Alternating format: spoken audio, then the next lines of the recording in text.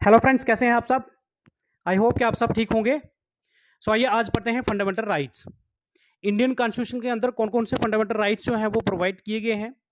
As an Indian citizen हमें कौन कौन से फंडामेंटल राइट्स जो हैं वो प्रोवाइड किए गए हैं, उसके बारे में हम आज चर्चा करेंगे। इन भारत का नागरिक होने के नाते हमें पता होना चाहिए कि कौन कौन से फंडामेंटल राइट्स जो हैं वो हमारे इंडियन कॉन्स्टिट्यूशन के अंदर हमारे हैं, उसके बारे में हम डिस्कस करेंगे। इसके अलावा एग्जामिनेशन पॉइंट ऑफ व्यू से भी फंडामेंटल राइट्स जो हैं इनको समझना जरूरी है। जैसे हम बात करें पंचायत सेक्रेटरी के एग्जाम की, तो उसमें भी फंडामेंटल राइट का जो है टॉपिक उसमें इंक्लूड किया गया है। तो दोनों तरीके से जो है इसको समझना जरूरी है। तो आइए समझते हैं।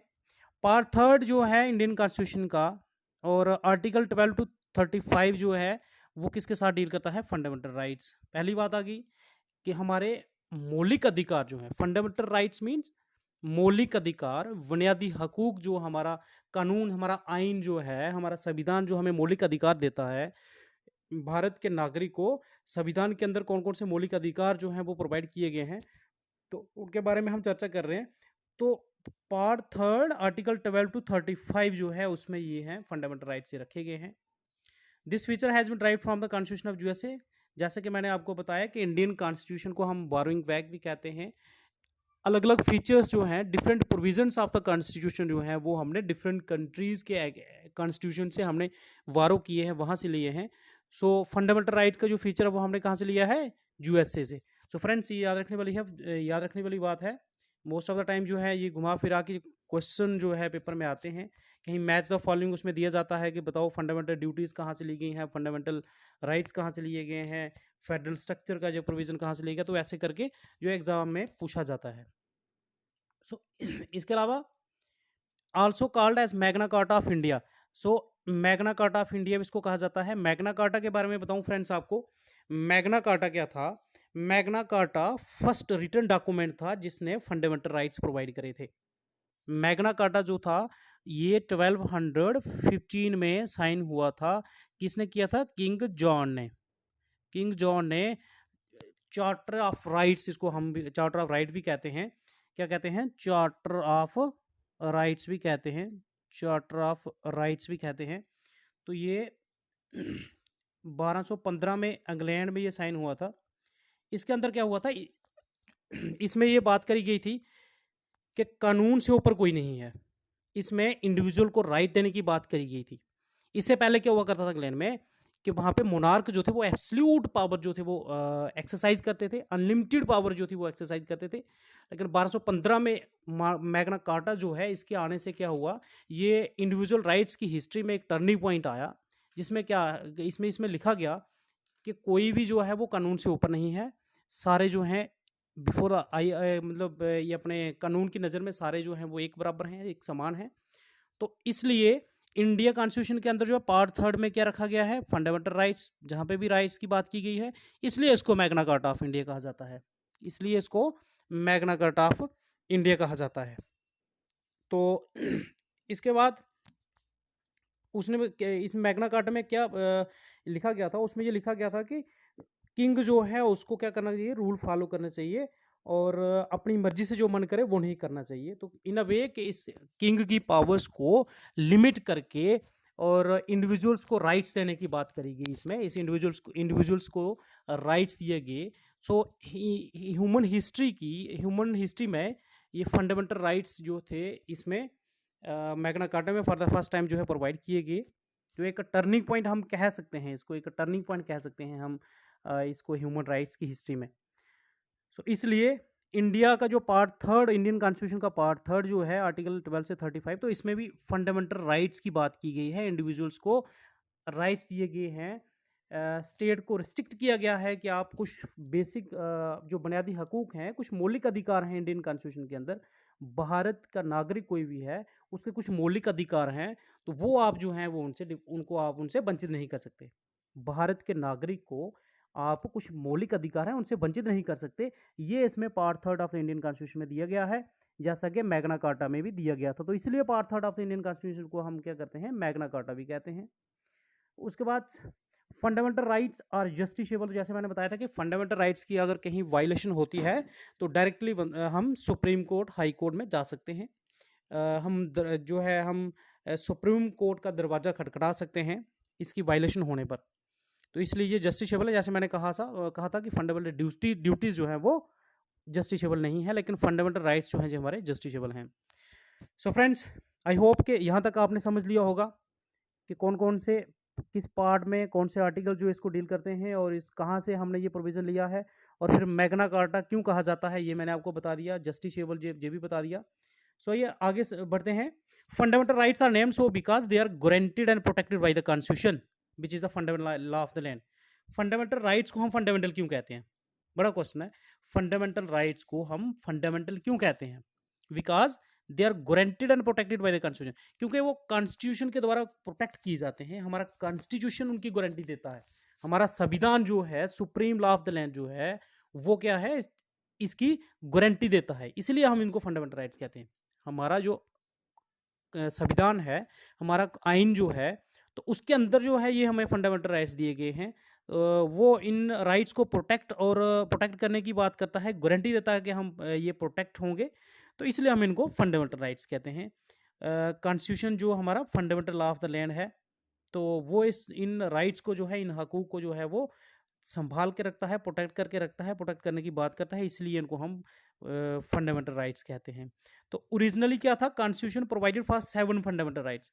फ्रेंड्स, आपको याद रखना है कि ओरिजिनली जो था हमारे इंडिया का कॉन्स्टिट्यूशन जो है, भारत का संविधान जो है, वो ओरिजिनली कितने 7 मौलिक अधिकार जो थे वो उसमें ओरिजिनल कॉन्स्टिट्यूशन में थे। ओरिजिनली कॉन्स्टिट्यूशन प्रोवाइडेड फॉर 7 जो थे हमारे मौलिक अधिकार हमें दिए गए। Right to equality number first, right to freedom second, third था राइट अगेंस्ट एक्सप्लॉयटेशन, फोर्थ था right to freedom of religion, fifth था cultural and educational rights, six था right to property. So right to equality article 14 से 18 तक इसमें बात करी गई कि राइट टू इक्वलिटी होने चाहिए, सबको एक समान जो है अधिकार देने चाहिए। तो ये 14 से लेकर 15 तक जो आर्टिकल थे उसमें प्रोविजन रखे गए। फिर फ्रीडम की बात की गई, हर बंदे को आज़ादी होनी चाहिए। आर्टिकल 19 से लेकर 22। राइट अगेंस्ट एक्सप्लॉयटेशन, अगर हमारा कोई शोषण करता है, अगर हमें कोई एक्सप्लॉइट करता है, तो उसके अगेंस्ट जो है आर्टिकल 23 एंड 24 इसके अंदर प्रोविजन रखे गए। Right to freedom of religion, तो हमारे अपने हमारा रिलीजन जो है, उस right to freedom of religion, तो हमें अपनी मर्जी से हम कोई भी रिलीजन जो है वो हम उसको मान सकते हैं। तो इस फ्रीडम ऑफ रिलीजन की बात जो थी आर्टिकल 25 और 20 से लेकर 25 से लेकर 28 तक जो है इन आर्टिकल्स में करी गई। कल्चरल एंड एजुकेशनल राइट्स, हमारे कुछ कल्चरल और एजुकेशनल राइट्स हैं जिनको हम प्रोटेक्ट कर सकते हैं। उनके बारे में हमें कुछ कल्चरल और एजुकेशनल राइट्स जो हैं उनको प्रोटेक्ट करने के लिए भी हमारा कॉन्स्टिट्यूशन जो है वो हमें गारंटी देता है, सिक्योरिटी देता है। राइट टू प्रॉपर्टी आर्टिकल 31, और राइट टू कॉन्स्टिट्यूशनल रेमेडीज, तो अगर कोई इन राइट्स की अगर कोई वायलेशन करता है, तो उसके लिए हम कोर्ट का दरवाज़ा खटखटा सकते हैं। वो सारे प्रोविजन जो हैं आर्टिकल 32 में दिए गए हैं। सो आइए फ्रेंड्स, आज हम चर्चा करेंगे राइट टू इक्वलिटी पे। Right to equality article 14 to 18, article 14 to 18 हम आज इस पे बात करेंगे कि कौन कौन से राइट्स जो हैं वो इसमें प्रोवाइड किए गए हैं।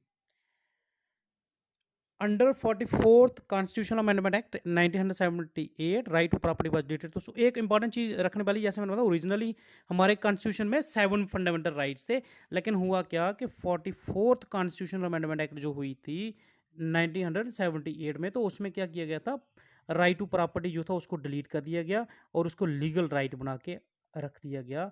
मतलब हमारा फंडामेंटल राइट टू प्रॉपर्टी 1978 के बाद हमारा जो right to property fundamental right हुआ करता था, वो फंडामेंटल राइट नहीं रहा, वो सिर्फ लीगल राइट हमारा रहा, और उसको शिफ्ट करके उसका प्रोविजन किस में रख दिया गया, आर्टिकल 300A इंडियन कॉन्स्टिट्यूशन का आर्टिकल 300A जो है पार्ट 12 में, तो उसमें इसको डाल दिया गया। मीन्स बेसिक जो हमारा फंडामेंटल राइट्स की जो लिस्ट थी उसमें से हटा के इसको इसमें डाल दिया। सो आइए आगे बढ़ते हैं।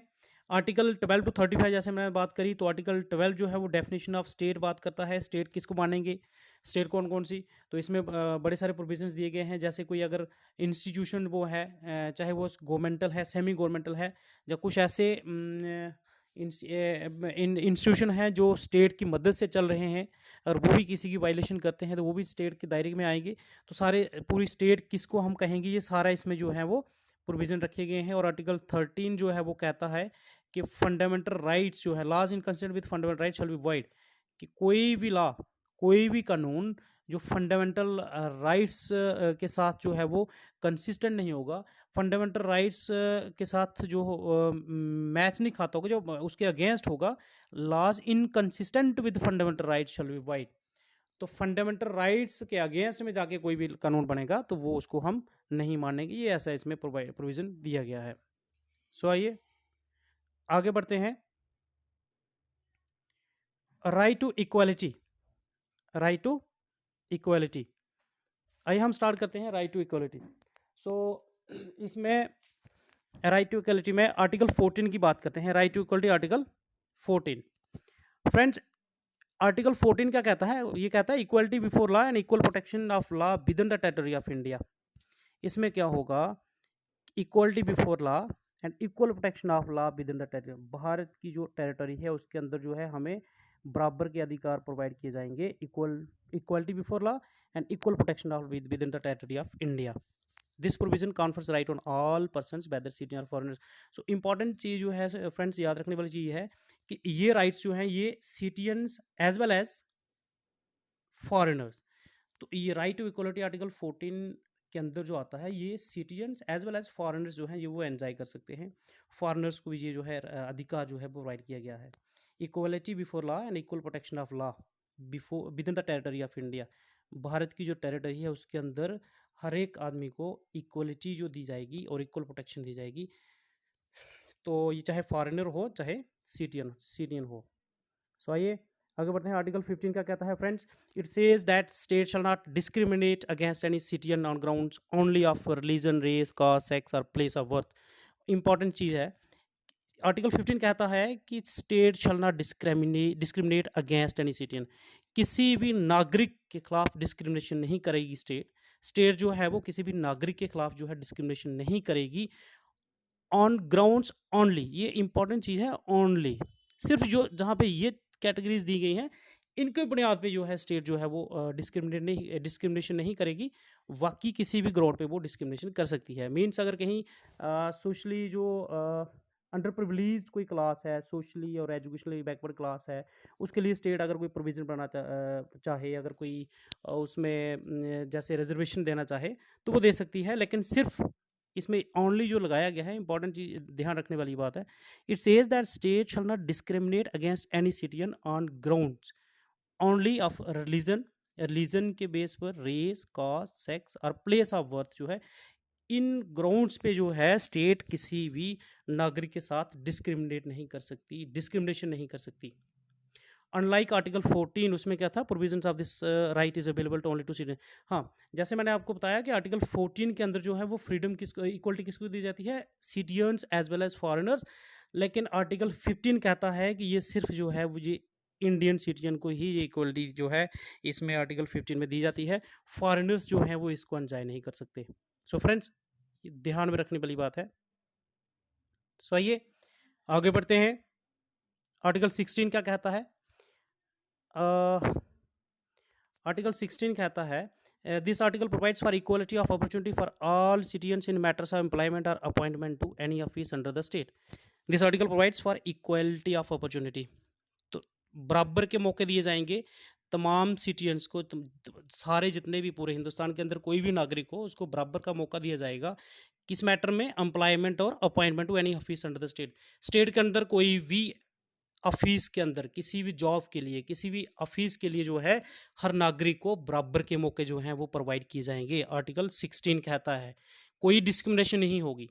अगर कोई किसी भी जॉब के लिए अगर अप्लाई करना चाहता है तो उसमें किसी के साथ भी कोई डिस्क्रिमिनेशन नहीं होगी। No citizen can be discriminated against for any employment under the state on grounds only. इसमें भी वही बात कही गई है कि religion, race, caste, sex, descent, place of birth और रेजिडेंस, कि बंदे का रिलीजन जो है, रिलीजन को देखकर जो है वहाँ पे उसको डिस्क्रिमिनेशन की जाएगी, रेस, कास्ट, सेक्स या प्लेस ऑफ बर्थ, इन चीज़ों पे, इन चीज़ों को ध्यान में रखकर कोई डिस्क्रिमिनेशन नहीं होगी।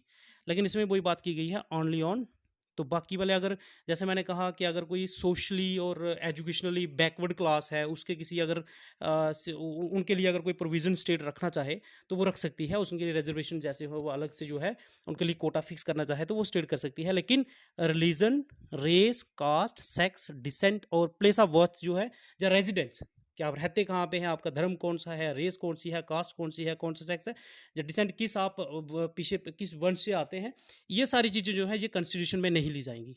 सो फ्रेंड्स, ये आर्टिकल 16 कहता है this right can also be enjoyed by citizens only and not, तो ये राइट भी जो है जैसे आर्टिकल 15 है उसी की तरह ये राइट जो है ये भी सिर्फ इंडियन सिटीजन जो हैं उनको ही प्रोवाइड किए गए हैं, फॉरेनर्स जो हैं इनको एंजॉय नहीं कर सकते।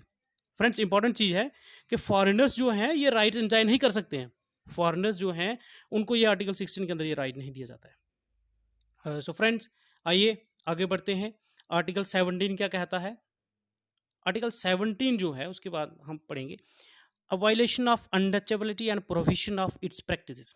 सो फ्रेंड्स, आर्टिकल 17 हम पढ़ रहे हैं राइट टू इक्वलिटी, जैसे मैंने आपको बताया हम क्या पढ़ रहे हैं, right to equality, right to equality, right to equality पढ़ रहे हैं हम, इक्वलिटी। सो इसमें आर्टिकल 17 जो है वो किसकी बात करता है, आइए देखते हैं। आर्टिकल 17 जो वो कहता है कि violation of untouchability and prohibition of its practices, the enforcement of any disability arising out of untouchability. Friends, ये इंपॉर्टेंट चीज़ है। आर्टिकल 17 जो है ये कहता है कि अनटचेबिलिटी और उसकी प्रैक्टिस को बिल्कुल जो है ख़त्म किया जाएगा। वायलेशन ऑफ अनटचेबिलिटी, अनटचेबिलिटी ख़त्म की जाएगी और उसको, उसकी प्रैक्टिस जो है उसकी, अगर कोई आप इसको अनटचेबिलिटी जो है छूछात के मामले कहीं आते हैं तो उसको बंद किया जाएगा, उसकी प्रैक्टिस को बंद किया जाएगा। The enforcement of any disability arising out of untouchability shall be an offence punishable in accordance with law. तो अगर अनटचेबिलिटी के बेस पे अगर कोई इश्यूज बनते हैं, कोई अगर ऐसा कोई डिसेबिलिटी अगर अराइज होती है तो वो अंडर लॉ जो है वो क्या है, पुनिशेबल है, उसको सज़ा दी जाएगी, पिनलाइज किया जाएगा, और बाकायदा इसके जो है हमारे कॉन्स्टिट्यूशन के अंदर जो है वह प्रोविजंस भी रखे गए हैं। सो आर्टिकल 17 जो है वो कहता है कि अनटचेबिलिटी जो है उसको ख़त्म किया जाएगा, जड़ से ख़त्म किया जाएगा उसको, and profession of its practice, और कोई इसकी अगर कोई प्रैक्टिस करेगा तो उसको भी बंद किया जाएगा। और अगर कहीं अनटचेबिलिटी के ग्राउंड पे अगर कोई अगर ऐसी कोई अगर सिचुएशन अराइज होती है तो उस बंदे को अनटचेबिलिटी जो है वो प्रैक्टिस के, उसकी प्रैक्टिस करने वाले बंदे को पुनिश किया जाएगा, उसको पेनलाइज किया जाएगा। तो ये आर्टिकल 17 कहता है, क्योंकि हमारे इंडियन कॉन्स्टिट्यूशन में जो था अनटचेबिलिटी के इश्यूज बड़े, जो 1950 से पहले बड़े सारे इश्यूज जो थे वो हमारे अनटचेबिलिटी के जहाँ पे थे, और बाकायदा कोई इसमें प्रोविजंस नहीं थे। लेकिन हमारा इंडिया का कॉन्स्टिट्यूशन जो है वो बाकायदा इसकी बात करता है और कहता है कि अनटचेबिलिटी जो है उसको बिल्कुल जड़ से ख़त्म किया जाएगा, और कहीं desire enforcement of any disability arising out of untouchability, तो कहीं अनटचेबिलिटी के बेस पे कोई डिसेबिलिटी जो है वो राइज होती है तो वो अंडर लॉ जो क्या है उसको उसको पुनिश किया जाएगा, उस बंदे को offence shell be an offence, एक जुर्म माना जाएगा, और उसको अंडर लॉ जो है वो पेनलाइज किया जाएगा, पुनिश किया जाएगा। सो फ्रेंड्स, आर्टिकल 18 के बारे में पढ़ते हैं। सो ये पढ़ते हैं आर्टिकल 18 क्या है, a violation of titles except military and academic. So इसमें क्या है, टाइटल्स को वायलेश करने की बात, जैसे पहले हम फ्रेंड्स बात करते थे महाराजा, हम लगाते थे महाराजा, जैसे किसी भी आदमी के पीछे महाराजा लगाते थे, जहाँ कहीं कोई हेरिडिटरी जो थे, मतलब हेरिडिटरी टाइटल्स जो हम देखते थे कि हेरिडिटरी टाइटल्स रहते थे, महाराजा करके, बहादुर करके, ऐसे सारे टाइटल जो हैं इनको अवॉइड, क्योंकि ये इनइक्वालिटी जो है वो समाज में क्रिएट करते हैं। तो इनको भी ये सारी चीज़ें जो थी ये ख़त्म कर दी गई हैं। टाइटल कोई भी जो है एक्सेप्ट मिलिट्री एंड एकेडमिक, अगर कोई एकेडमिक एक्सीलेंस अगर किसी बंदे की है, एकेडमिकली अगर कोई एक बंदा एक्सेल करता है, एकेडमिक और मिलिट्री फील्ड में और एकेडमिक फील्ड में अगर कोई बंदा एक्सेल करता है तो उसको छोड़ के, उनको वहाँ पे टाइटल दिए जाते हैं, उनको छोड़ के, लेकिन वो भी उनको मिलिट्री और एकेडमिक टाइटल को छोड़ के हेरिडिटरी कोई भी टाइटल जो है वो यूज़ नहीं कर सकता। Restrict the state to confer any title prohibits citizens of India to accept. तो ये क्या करता है, आर्टिकल 18 क्या करता है, स्टेट को रिस्ट्रिक्ट करता है कि कोई टाइटल वो कॉन्फर नहीं करेगी, जैसे हेरिडिटरी कोई टाइटल होगा वो नहीं देगी, और साथ साथ में क्या करेगी, prohibits citizens of India. Article 18 साथ में क्या करता है, सिटीजन ऑफ इंडिया को जो है वो भी इस चीज़ से मना करता है। किस चीज़ से? आर्टिकल 18 जो है इंडियन सिटीजन को जो वो है प्रोहिबिट करता है कि कोई फॉरेन स्टेट से अगर कोई टाइटल मिलता है तो वो ना ले। It prohibits hereditary titles of nobility. तो वही मैं जैसे बात करी कि हेरिडिटरी कोई टाइटल्स अगर जैसे महाराजा, बहादुर महाराजा, ऐसे करके जो सारे किंग वगैरह जैसे वो टाइटल दिए जाते थे, वो सारे टाइटल्स जो हैं वो उनको ख़त्म कर दिया गया है। सिर्फ मिलिट्री और एकेडमिक फील्ड में अगर कोई एक्सेल करता है, उसमें अगर किसी की अगर एक्सीलेंसी होती है, उसमें कोई एक्सेल करता है तो वो उसमें दिए जाते हैं, लेकिन वो भी अपने नाम के साथ उसको नहीं जोड़ सकता। तो इसलिए ये आर्टिकल 18 इसकी बात करता है। सो फ्रेंड्स, आज के हमने देखा कि फंडामेंटल राइट्स, और फंडामेंटल राइट्स के अंदर जाकर हमने पढ़ा राइट टू इक्वलिटी जो है आर्टिकल 14 से लेकर 18 तक, किस तरीके से इसमें कौन कौन से प्रोविजंस रखे गए हैं India as an Indian citizen, हमें कौन कौन से प्रोविजंस जो और कौन कौन से इसमें हमें प्रोटेक्शन जो वो दी गई हैं। आई होप कि आप सब ने जो है ध्यान से इसको पूरा लेक्चर सुना होगा, पूरे लेक्चर को पढ़ा होगा। सो फिलहाल आज के लिए इतना ही। अभी तक जिसने चैनल को सब्सक्राइब नहीं किया है, चैनल को सब्सक्राइब करें, लाइक शेयर और कमेंट जरूर करें, ताकि और ज़्यादा वीडियो जो है लेक्चर लेके मैं आऊँ। सो फिलहाल आज के इस लेक्चर में बस इतना ही। मिलते हैं अगले अगले अगले सेशन में। तब तक के लिए आप अपना ध्यान रखिएगा। Bye bye, take care.